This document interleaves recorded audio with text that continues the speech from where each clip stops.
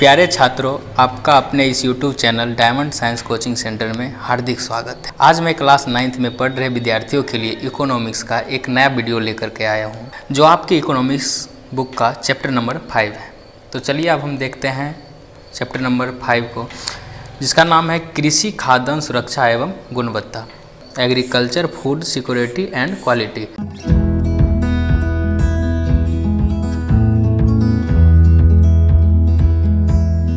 भारतीय अर्थव्यवस्था का रीढ़ क्या है? भारतीय अर्थव्यवस्था का रीढ़ क्या है? तो चलिए देखिए, हम ऑप्शन देखते हैं। फर्स्ट नंबर ऑप्शन है कृषि, सेकंड नंबर ऑप्शन है व्यापार और थर्ड नंबर ऑप्शन है उद्योग और फोर्थ है इनमें से सभी। देखिए, भारतीय अर्थव्यवस्था की रीढ़ जो है वो कृषि को कहा जाता है। किसको कहा जाता है? भारतीय अर्थव्यवस्था की रीढ़ जो है वो कृषि को कहा जाता है। तो आपका ऑप्शन नंबर ए जो हो जाएगा ये राइट हो जाएगा, कृषि।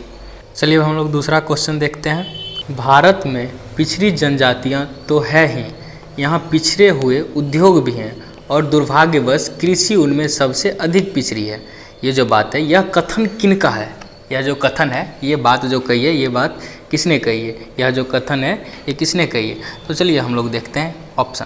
देखिए, आपका फर्स्ट ऑप्शन है स्वामीनाथन, APJ अब्दुल कलाम, डॉक्टर क्लाउस्टन और ऑप्शन नंबर डी है इनमें से कोई नहीं।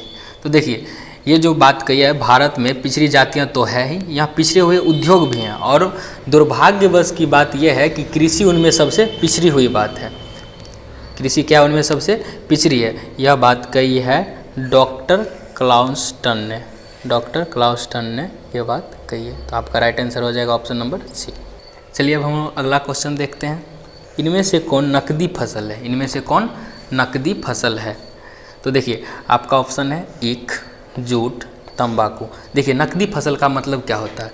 में नकदी फसल का जो मतलब होता है वो तो मतलब तुरंत मतलब नगद पैसा चाहिए, जिसमें क्या होता है? नगद पैसा।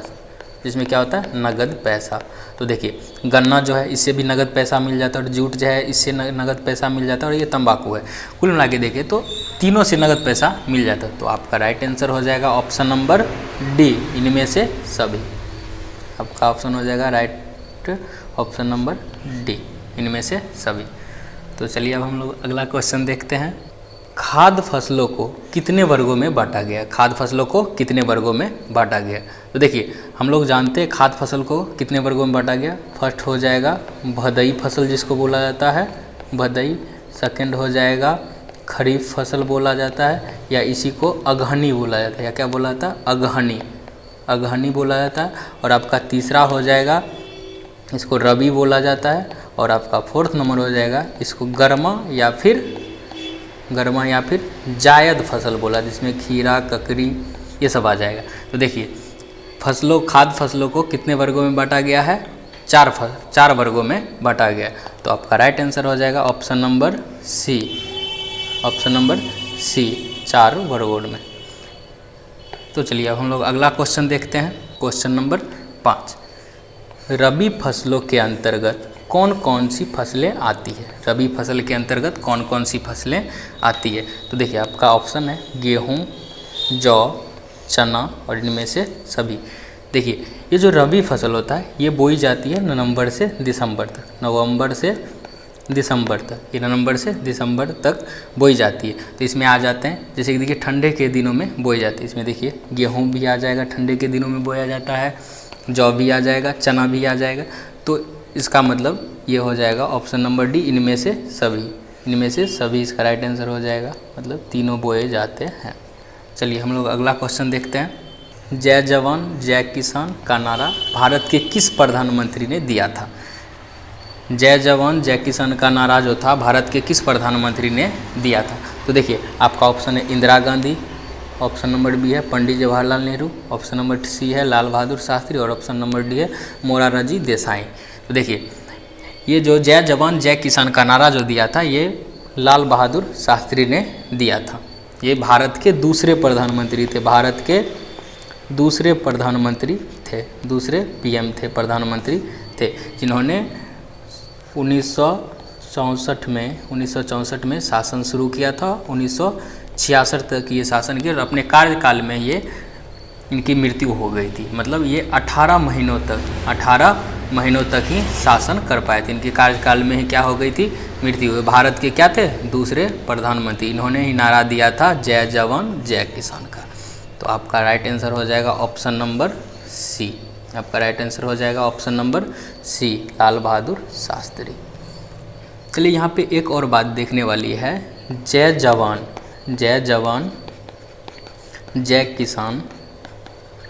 जय किसान, उसके बाद जय विज्ञान, ये नारा जो था ये किसने दिए थे। तो देखिए ये नारा जो था ये दिए थे अटल बिहारी वाजपेयी। कौन दिए थे, अटल बिहारी वाजपेयी दिए थे। जय जवान जय किसान और जय विज्ञान का कौन दिए थे, अटल बिहारी वाजपेयी। कौन दिए थे, अटल बिहारी वाजपेयी। ठीक है, अटल बिहारी वाजपेयी। तो चलिए हम लोग अब नेक्स्ट क्वेश्चन देखते हैं। देश में दूसरी हरित क्रांति की आवश्यकता किसने बताई थी, मतलब इनमें से कौन है जिसने बताया था कि देश में दूसरी हरित क्रांति की आवश्यकता है। तो देखिए आपका ऑप्शन है Manmohan Singh, option number B Atal Bihari Vajpayee, option number C है डॉक्टर APJ अब्दुल कलाम और ऑप्शन नंबर डी है नरेंद्र मोदी। तो देखिए ये हो जाएगा option number C, doctor APJ Abdul Kalam ने बोला था कि देश को दूसरी हरित क्रांति की आवश्यकता है। और हम लोग जानते हैं इनको मिसाइल मैन के भी नाम से जाना जाता है। इनको किस नाम से जाना जाता है, मिसाइल मैन के भी नाम से इनको जाना जाता है। डॉक्टर APJ अब्दुल कलाम को मिसाइल मैन के नाम से जाना जाता है। ठीक है, तो चलिए हम लोग अगला क्वेश्चन देखते हैं। तो देखिए हम लोग नेक्स्ट क्वेश्चन देखते हैं, डॉक्टर MS स्वामीनाथन कौन थे, डॉक्टर MS स्वामीनाथन कौन थे। तो देखिए हम लोग ऑप्शन देखते हैं, ये एक कृषि वैज्ञानिक थे और ये एक डॉक्टर थे या इंजीनियर थे या इनमें से कोई नहीं। तो देखिए MS स्वामीनाथन जो थे ये कौन थे। तो देखिए इन्होंने सबसे पहले भारत में जो हरित क्रांति जो थी ये इन्होंने ही भारत में लाया था 1966 से 67 में। इन्होंने ही भारत में हरित क्रांति को लाया था। मतलब ये हरित क्रांति जो है कृषि से संबंधित है। किससे संबंधित है, कृषि से, जिसमें क्या हुआ था, गेहूँ के उत्पादन को बढ़ाया गया, इसमें गेहूँ के उत्पादन को बढ़ाया गया था। ठीक है, तो आपका इसमें राइट आंसर हो जाएगा ऑप्शन नंबर ए, कृषि वैज्ञानिक। ये कौन थे, कृषि वैज्ञानिक। ठीक है, कृषि भारत एवं बिहार के लिए क्या है, कृषि जो है भारत एवं बिहार के लिए क्या है। तो देखिए आपका ऑप्शन है इंजन, साधन, उपयोग, इनमें से सभी। ये कृषि जो है भारत के लिए क्या है, मतलब कृषि जो है भारत या किसी राज्य या किसी देश को चलाने का काम करते हैं। किसी देश को चलाने के लिए क्या जरूरी है, कृषि, मतलब कृषि कार्य होना जरूरी है। ठीक है, तो आपका राइट आंसर क्या हो जाएगा, ऑप्शन नंबर ए, इंजन। मतलब इंजन, कृषि जो है ये किसी देश को चलाने के लिए किसका काम करता है, तो इंजन का। ठीक है, तो चलिए हम लोग अगला क्वेश्चन देखते हैं, क्वेश्चन नंबर 10। राष्ट्रीय किसान आयोग के अध्यक्ष कौन थे, राष्ट्रीय किसान आयोग के अध्यक्ष कौन थे। तो देखिए अब हम लोग क्वेश्चन देखते हैं, Mahendra Singh Tikait, option number B है doctor MS Swaminathan, option number C है Jaswant Singh, option number D है मुलायम सिंह यादव। देखिए ये जो राष्ट्रीय किसान आयोग के जो अध्यक्ष थे ये थे doctor MS Swaminathan, MS Swaminathan. इन्होंने ही हरित क्रांति को क्या किया था, भारत लाया था। हरित क्रांति को क्या किया था, भारत लाया था। ठीक है, तो आपका राइट आंसर क्या हो जाएगा, option number B, doctor MS Swaminathan. Option number B, doctor MS Swaminathan. ठीक है, तो चलिए हम लोग अगला क्वेश्चन देखते हैं। विगत वर्षों में भारत की राष्ट्रीय आय में कृषि का योगदान, विगत वर्षों में भारत की जो राष्ट्रीय आय है उसमें कृषि का क्या योगदान है, कृषि का योगदान क्या है, मतलब ये बढ़ा है या घटा है या स्थिर है या बढ़ता घटता रहता है। ठीक है, तो आपका जो राइट आंसर हो जाएगा वो क्या होगा, घटा है। आपका क्या हो जाएगा राइट आंसर, घटा है। ये जो है कृषि में, कृषि जो है राष्ट्रीय आय में इसका योगदान क्या है, कम है। इसका मतलब ये क्या है, घटा है। तो चलिए हम लोग अब अगला क्वेश्चन देखते हैं। निर्धनों में भी निर्धन लोगों के लिए कौन सी कार्ड उपयोगी है, निर्धनों में भी निर्धन के लिए कौन सा कार्ड उपयोगी है। तो देखिए आपका ऑप्शन है BPL card, Antyodaya card, APL card, इनमें से कोई नहीं। देखिए यहाँ पे BPL कार्ड के बारे में बताया गया, मतलब बोलो पॉवर्टी लाइन, पॉवर्टी लाइन मतलब क्या होता है, गरीबी रेखा से नीचे, गरीबी रेखा से नीचे जो होते हैं लोग उनको क्या दिया जाता है, BPL कार्ड। ठीक है, और ऑप्शन नंबर सी है ये क्या है, APL कार्ड, मतलब एवव, क्या होता है, एवव पॉवर्टी लाइन, एवव पॉवर्टी लाइन। ये जो होता है गरीबी रेखा से जो ऊपर होते हैं उनको ये कार्ड दिया जाता है। और ऑप्शन नंबर सी जो है अंत्योदय कार्ड, ये जो गरीबी रेखा से नीचे हो तो उससे भी नीचे जो लोग होंगे उनको क्या किया जाएगा, ये अंत्योदय कार्ड दिया जाएगा। मतलब निर्धनों में भी निर्धन लोग जो होंगे उनको ये कार्ड दिया जाएगा। तो आपका राइट आंसर हो जाएगा option number B, Antyodaya card. Question number 13, अर्थशास्त्र पुस्तक के लेखक कौन है? अर्थशास्त्र पुस्तक के लेखक कौन है? देखिए आपका ऑप्शन है चाणक्य, कौटिल्य, विष्णुगुप्त, इनमें से सभी। देखिए अर्थशास्त्र पुस्तक के लेखक कौन है? चाणक्य, कौटिल्य, विष्णुगुप्त, ये तीनों एक ही व्यक्ति का नाम है। इनको किस नाम से लोग ज़्यादा मानते हैं? चाणक्य। और इनको कौटिल्य भी कहा जाता है और क्या कहा जाता है? विष्णुगुप्त भी कहा जाता है। क्या कहा जाता है? विष्णुगुप्त भी। ठीक है, तो ये तीनों एक ही व्यक्ति हैं। तो आपका राइट आंसर क्या हो जाएगा? ऑप्शन नंबर डी, इनमें से सभी। ये तीनों एक ही व्यक्ति का नाम है, इसलिए आपका राइट आंसर हो जाएगा ऑप्शन नंबर डी। ठीक है, तो चलिए अब हम अगला क्वेश्चन देखते हैं।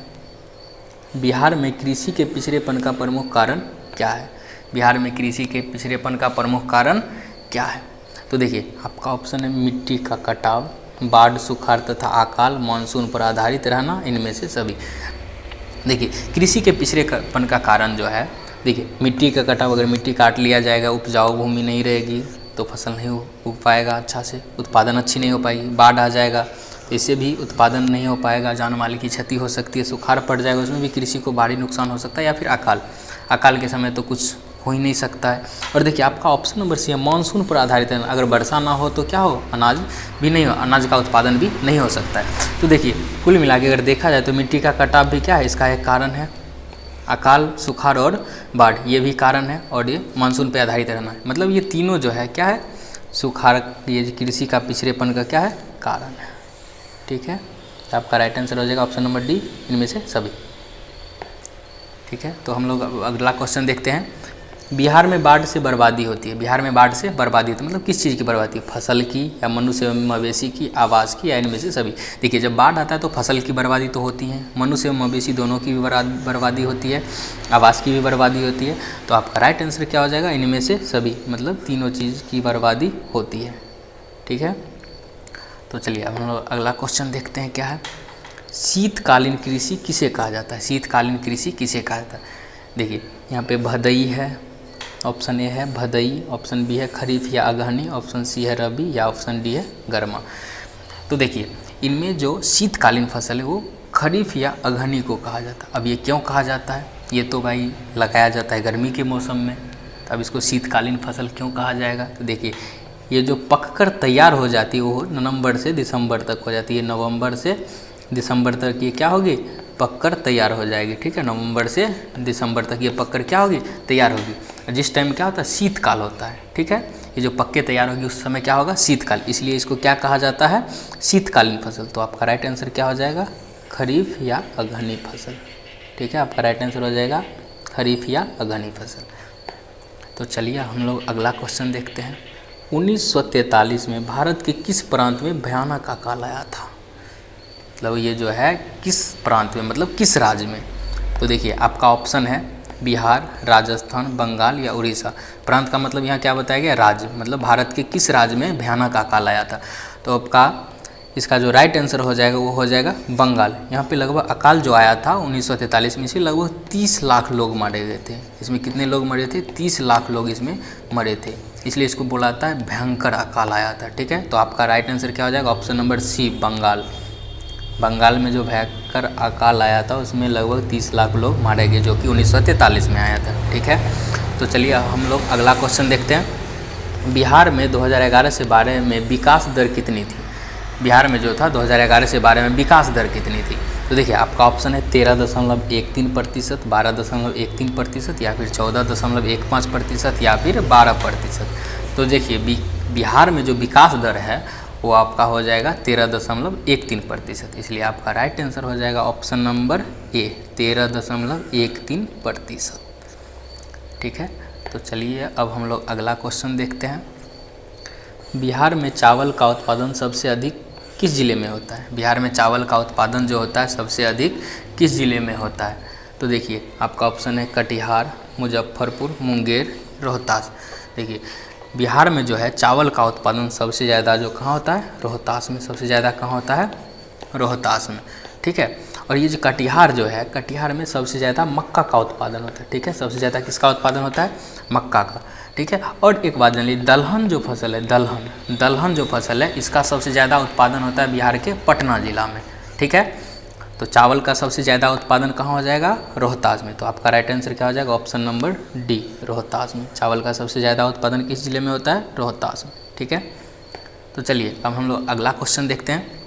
बिहार की प्रमुख फसलें कौन कौन सी हैं, मतलब बिहार की प्रमुख फसलें जो है कौन कौन सी है। तो देखिए आपका ऑप्शन है चावल, गेहूं, मक्का या इनमें से सभी। देखिए चावल जो है ये बिहार की प्रथम मतलब फर्स्ट प्रमुख फसल है, ठीक है। उसके बाद सेकेंड नंबर आ जाता है गेहूं का, उसके बाद थर्ड नंबर आ जाता है मक्का का। मतलब देखा जाए तो ये तीनों क्या है, भारत की, बिहार की जो है भारत की या फिर बिहार की प्रमुख क्या है, खाद्य फसल है, ठीक है। तो आपका राइट आंसर हो जाएगा ऑप्शन नंबर डी, इनमें से सभी, ठीक है, इनमें से सभी। तो चलिए अब हम लोग अगला क्वेश्चन देखते हैं। बिहार के किस क्षेत्र में बाढ़ का प्रकोप अधिक होता है, बिहार के किस क्षेत्र में बाढ़ का प्रकोप जो है वो सबसे ज़्यादा होता है। तो देखिए आपका ऑप्शन है उत्तरी बिहार, दक्षिणी बिहार, मध्य बिहार या इनमें से कोई नहीं। तो देखिए बिहार का जो कौन सा हिस्सा जहाँ पे क्या होता है, बाढ़ का प्रकोप ज़्यादा रहता है। देखिए ये उत्तरी बिहार है, यहाँ पे कौन सी नदी है, कोसी नदी। उत्तरी बिहार में कौन सी नदी है, कोसी नदी। यहाँ जो है नेपाल से बार बार यहाँ पे क्या होता है, पानी आते रहते हैं, नेपाल से यहाँ पानी आते रहता है, ठीक है। और उत्तरी बिहार बार बार क्या होता है, बाढ़ से ग्रसित रहता है। इसलिए क्या बोला जाता है, कोसी नदी को क्या बोला जाता है, बिहार का शोक भी बोला जाता है। कोसी नदी को क्या बोला जाता है, कोसी नदी को बोला जाता है बिहार का शोक। कोसी नदी को क्या बोला जाता है, बिहार का शोक, ठीक है। और ये जो दक्षिणी बिहार, यहाँ पे बार बार क्या होता है, सुखाड़ आ जाता है। यहाँ पे बार बार क्या होता है, सुखाड़ आ जाता है। और ये उत्तरी बिहार ये क्या होता है, बाढ़ से डूब जाता है, ये बाढ़ से डूब जाता है, ठीक है। तो आपका राइट आंसर क्या हो जाएगा, ऑप्शन नंबर ए, जो बार बार क्या होता है, बाढ़ से डूब जाता है, बाढ़ के प्रकोप में ये अधिक रहता है, ठीक है। किस नदी को बिहार का शोक कहा जाता है, किस नदी को बिहार का शोक कहा जाता है। तो देखिए फर्स्ट ऑप्शन है आपका सोन, सेकंड है गंडक, थर्ड है कोसी और फोर्थ है बागमती। तो देखिए बिहार का जो शोक है ये कहा जाता है कोसी नदी को। पिछले क्वेश्चन में आपको बताया था बिहार का शोक कोसी नदी को कहा था। और एक बात जान ले, जो कोसी नदी है सबसे ज़्यादा क्या करती है, सबसे ज़्यादा मार्ग बदलने वाली नदी है, सबसे ज़्यादा मार्ग बदलती है, ठीक है। सबसे ज़्यादा मार्ग बदलने वाली नदी कौन सी है, तो ये कोसी नदी है। तो आपका राइट आंसर क्या हो जाएगा, बिहार का शोक किस नदी को कहा जाता है, तो कोसी नदी को, ठीक है। तो चलिए अब हम लोग अगला क्वेश्चन देखते हैं क्या है। अगला क्वेश्चन, अंतर्राष्ट्रीय मुद्रा कोष का मुख्यालय कहाँ है, अंतर्राष्ट्रीय मुद्रा कोष का मुख्यालय कहाँ है। तो देखिए आपका ऑप्शन है वाशिंगटन, ऑप्शन बी है पेरिस, ऑप्शन सी है स्विट्जरलैंड, ऑप्शन डी है नई दिल्ली। तो देखिए ये जो अंतर्राष्ट्रीय कोष का मुख्यालय जो है वे वाशिंगटन डीसी में, वाशिंगटन डीसी इसको बोला था, वाशिंगटन डीसी, ये पूरा नाम वाशिंगटन डीसी है, लोग इसे वाशिंगटन के नाम से जानते हैं। ये जो वाशिंगटन है, वाशिंगटन जो है यहाँ पे अंतर्राष्ट्रीय मुद्रा कोष का जो मुख्यालय, इसकी स्थापना मतलब क्या, अंतर्राष्ट्रीय मुद्रा कोष की जो स्थापना हुई थी ये जुलाई 1944 में हुई थी, ठीक है। जुलाई 1944 में क्या हुई थी, वाशिंगटन डीसी में अंतर्राष्ट्रीय मुद्रा कोष की मुख्यालय की स्थापना हुई थी, ठीक है। और इसमें बताया जाए तो भारत जो है, इसमें भारत भी शामिल हुआ था। कब हुआ था, तो 27 दिसंबर, इसमें भारत भी शामिल हुआ था 27 दिसंबर 1947 को, ठीक है। 27 दिसंबर 1947 को क्या हुआ था, भारत भी इसमें शामिल हुआ था। जब भारत इसमें शामिल हुआ था उस समय इसमें मात्र 23 देश ही शामिल थे। कितना देश शामिल थे, मात्र 23 देश ही इसमें क्या थे, शामिल थे, ठीक है। तो देखिए आपका राइट आंसर क्या हो जाएगा, option number A, Washington DC जो है यहाँ पे क्या हुआ था, अंतर्राष्ट्रीय मुद्रा कोष की मुख्यालय की स्थापना हुई थी। तो इसका मुख्यालय कहाँ है, वाशिंगटन में, ठीक है। तो चलिए अब हम लोग अगला क्वेश्चन देखते हैं। बिहार वासियों के जीवन निर्वाह का मुख्य साधन क्या है, मतलब बिहार के जो वासी, मतलब बिहार के जो लोग हैं वो जीवन निर्वाह करने के लिए क्या करते हैं, उनका क्या साधन है, मुख्य साधन क्या है। तो देखिए आपका ऑप्शन है ए उद्योग, ऑप्शन बी है व्यापार, ऑप्शन सी है कृषि, ऑप्शन डी है इनमें से कोई नहीं। तो देखिए बिहार के अधिकतर लोग हैं वो क्या करते हैं, कृषि करते हैं। देखिए बिहार के अधिकतर लोग क्या करते थे, कृषि करते थे, ठीक है। तो देखिए बिहार के वासियों का जीवन निर्वाह का मुख्य साधन क्या था, कृषि। तो आपका राइट आंसर क्या हो जाएगा, ऑप्शन नंबर सी, कृषि। कृषि क्या हो जाएगा, ऑप्शन नंबर सी जो राइट आंसर हो जाएगा। ठीक है। बिहार में सिंचाई के महत्वपूर्ण साधन हैं, मतलब बिहार में जो सिंचाई के जो महत्वपूर्ण साधन है वो क्या है। देखिए तो आपका ऑप्शन है कुएँ एवं नलकूप, नहरें, तालाब, इनमें से सभी। देखिए बिहार के लोग ज़्यादा कुएँ या फिर नलकूप, कुएँ मतलब क्या होता है तालाब, ये जो कुआँ क्या होता है गांव घर में देखते हैं कुआँ। ठीक है। और नलकूप, नलकूप के बारे में जानते हैं, इसको हम क्या बोलते हैं, बोर्डिंग बोलते हैं। ठीक है, बोर्डिंग गांव घर में इसको क्या बोलते हैं, बोर्डिंग।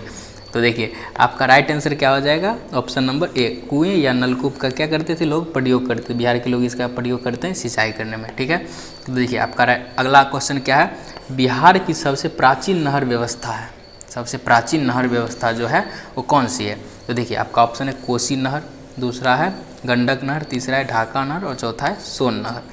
बिहार की सबसे प्राचीन नहर व्यवस्था जो है ये हो जाएगी सोन नहर व्यवस्था। ठीक है, इसको सोन नदी घाटी परियोजना भी कहा जाता है, जो ब्रिटिश शासक सरकार के द्वारा क्या हुआ था, ब्रिटिश सरकार के द्वारा बनवाया गया था। किसके द्वारा बनवाया गया था, ब्रिटिश सरकार के द्वारा 1874 ईस्वी में बनवाया गया था। ठीक है, ये सबसे प्राचीन नहर व्यवस्था जो ब्रिटिश सरकार के द्वारा 1874 ईस्वी में बनवाया गया था। तो आपका राइट आंसर क्या हो जाएगा, ऑप्शन नंबर डी, सोन नहर परियोजना। ठीक है, सोन नहर। देखिए अगला क्वेश्चन है आपका क्वेश्चन नंबर 27, राष्ट्रीय खाद्य सुरक्षा मिशन के लिए निम्न में कौन कौन से राज्यों को चयनित किया गया था। तो देखिए आपका ऑप्शन है बिहार, छत्तीसगढ़, हरियाणा और इनमें से सभी। तो देखिए राष्ट्रीय खाद्य सुरक्षा मिशन के लिए बिहार को भी चुना गया था, छत्तीसगढ़ को भी चुना गया था, हरियाणा को भी चुना गया था।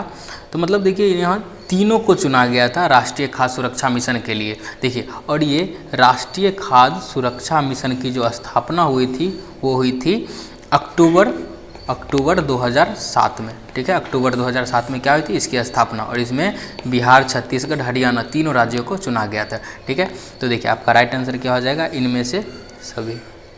राइट आंसर क्या हो जाएगा, इनमें से सभी। तो चलिए हम लोग अगला क्वेश्चन देखते हैं, भारत में हरित क्रांति किस देश से प्रभावित होकर लागू किया गया था।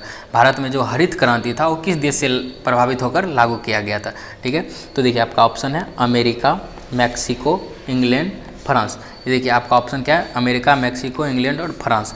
देखिए तो आपका राइट आंसर क्या हो जाएगा, मैक्सिको। आपका राइट आंसर क्या हो जाएगा, Mexico, option number C. Mexico जो था यहाँ पे सबसे पहले हरित क्रांति लागू की गई थी। यहाँ को इसको देखकर ही भारत में भी हरित क्रांति लागू की गई थी। और भारत में हरित क्रांति लाने वाले व्यक्ति का क्या नाम था, तो इसका नाम था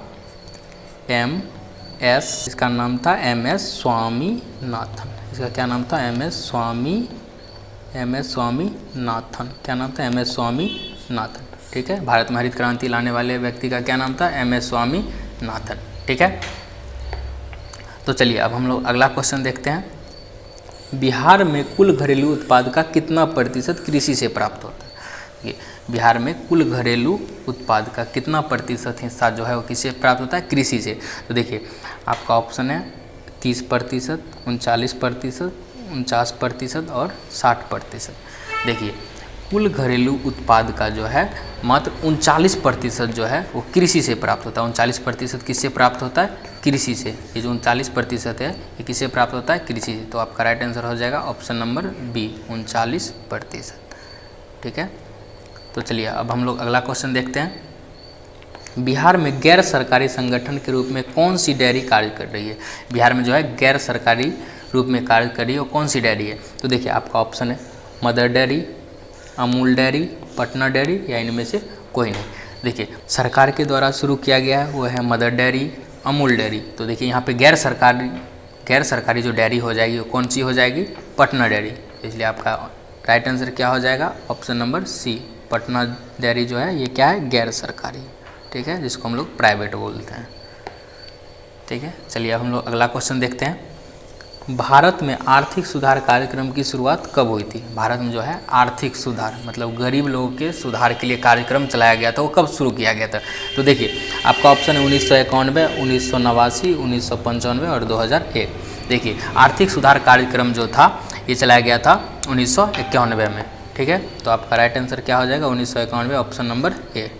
ठीक है, तो चलिए अब हम लोग अगला क्वेश्चन देखते हैं, मनुष्य की 3 मूलभूत आवश्यकताएं कौन कौन सी है? मनुष्य की 3 मूलभूत आवश्यकताएं कौन कौन सी है, मतलब मनुष्य को जीवन जीने के लिए क्या क्या चीज़ों की ज़रूरत होती है? तो देखिए आपका ऑप्शन है भोजन, आवास, वस्त्र, इनमें से सभी। देखिए किसी भी मनुष्य को भोजन तो फर्स्ट नंबर चाहिए ही, रहने के लिए घर भी चाहिए, पहनने के लिए वस्त्र भी चाहिए। आपका राइट आंसर क्या हो जाएगा? तो इनमें से सभी, मतलब किसी भी व्यक्ति को जीवन जीने के लिए क्या चाहिए? भोजन, वस्त्र, आवास, ये सभी चाहिए। ठीक है, चलिए तो हम लोग अगला क्वेश्चन देखते हैं। खाद्य सुरक्षा का अभिप्राय क्या है? खाद्य सुरक्षा का अभिप्राय क्या है, मतलब खाद्य सुरक्षा हम लोग क्यों करते हैं? ठीक है, तो देखिए आपका ऑप्शन है खाद्यान्न की उपलब्धता बनाए रखने के लिए करते हैं। खाद्यान्न की जो उपलब्धता होता है वो बनाए रखने के लिए, ताकि क्या हो, खाद्यान्न कम ना हो। ठीक है, खाद्यान्न तक लोगों की पहुँच, लोग खाद्यान्न तक क्या हो, पहुंच सके। उसके बाद ऑप्शन नंबर सी है खाद्यान्न क्रय करने की क्षमता। देखो इसका अभिप्राय क्रय कम करने की क्षमता, मतलब क्या, इसमें दाम जो होगा वो कम करने की क्षमता होनी चाहिए। तो देखिए यहाँ पे देखा है खाद्यान्न की उपलब्धता भी ज़रूरी है, लोगों तक पहुँचना भी ज़रूरी है, और इसमें क्रय करने की क्षमता भी होनी चाहिए। तो अगर देखा जाए तो ये तीनों सही है। तो आपका राइट आंसर क्या हो जाएगा? ऑप्शन नंबर डी, इनमें से सभी। ठीक है, ऑप्शन नंबर डी, इनमें से सभी। देखिए आपका अगला क्वेश्चन है क्वेश्चन नंबर 34। सरकार ने मध्याह्न भोजन योजना लागू की है, मतलब देखिए मध्याह्न भोजन योजना जो है ये किस प्रकार के विद्यालय में लागू की है? ठीक है, तो देखिए आपका ऑप्शन है प्राथमिक विद्यालयों में, माध्यमिक विद्यालयों में, उच्च विद्यालयों में, और इनमें से तीनों में। तो देखिए ये जो है मध्याह्न भोजन बच्चों के लिए है, तो बच्चे कौन में होंगे? प्राथमिक विद्यालय में। ऐसा नहीं है कि जो हाई स्कूल में पढ़ रहे हैं या फिर कॉलेज में पढ़ रहे हैं उनको भी मध्याह्न भोजन दिया जाएगा। तो देखिए, और ये जो माध्यमिक विद्यालय इनको भी मिलता है, लेकिन सबसे पहले जो थी ये जो दिया गया था किसके लिए बनाया गया था? प्राथमिक विद्यालयों के लिए। ठीक है, तो देखिए आपका राइट आंसर क्या हो जाएगा? ऑप्शन नंबर ए, प्राथमिक विद्यालयों में ये जो मध्याह्न भोजन योजना है ये दी गई थी। ठीक है, तो option number A right answer हो जाएगा। ठीक है, और ये आपके चैप्टर 5 का लास्ट क्वेश्चन है। ये सार्वजनिक वितरण प्रणाली का उद्देश्य है। सार्वजनिक वितरण प्रणाली का उद्देश्य क्या है? तो देखिए आपका ऑप्शन है खाद्यान्न के मूल्य पर नियंत्रण। इसका उद्देश्य क्या है? मूल्य पर नियंत्रण होना चाहिए। ठीक है, उचित मूल्य पर खाद्यान्न का वितरण होना चाहिए। खाद्यान्न के मूल्य पर नियंत्रण, ऐसा नहीं है कि ज़्यादा मूल्य ले लें, या फिर उचित मूल्य होना चाहिए। जैसे कि मान लीजिए अगर 5 रुपये का 1 केजी मिल रहा है, उस जगह हम 10 रुपये का 1 केजी नहीं दे सकते, उचित मूल्य होना चाहिए। ठीक है, तो देखिए, और ऑप्शन नंबर सी क्या है? ए और बी दोनों, और ऑप्शन नंबर डी है इनमें से कोई नहीं। तो देखिए यहाँ पे खाद्यान्न पर मूल्य का नियंत्रण भी होना चाहिए और उचित मूल्य भी होना चाहिए। तो देखिए ये दोनों हमको सही लग रहा है, तो आपका राइट आंसर क्या हो जाएगा? ऑप्शन नंबर सी, ए और बी दोनों। ठीक है, ए और बी दोनों। वीडियो में अंत तक बने रहने के लिए आप लोगों का बहुत बहुत धन्यवाद। तो चलिए फिर से मिलते हैं आपके इकोनॉमिक्स के चैप्टर नंबर 6 के साथ अगले वीडियो में। अगर आपने अभी तक इस चैनल को सब्सक्राइब नहीं किया है तो इस चैनल को सब्सक्राइब कर ले, ताकि आने वाले हर एक वीडियो की नोटिफिकेशन आप तक ज़रूर पहुँचे।